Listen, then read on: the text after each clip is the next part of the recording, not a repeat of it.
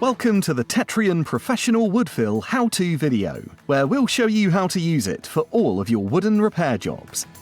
Tetrion Woodfil is a heavy-duty, waterproof two-part filler which uses a revolutionary vacuum process to give an air hole and pinhole-free finish, suitable for filling cracks, holes and joints in all wooden surfaces and furniture.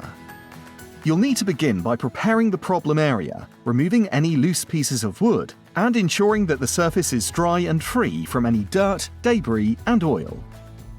Using the spreader provided, mix the filler at a ratio of 50 parts filler to 1 part hardener. When doing this, do not mix more than what you need for the job at hand, and ensure that you are wearing gloves at all times. Then, simply apply the filler where needed, using a spatula to ensure a smooth application. You'll then need to allow 20 minutes for the product to cure. As soon as it is cured, the woodfil is fully waterproof, meaning there will be no need to protect the area once the repair is complete. You can easily sand down any excess product.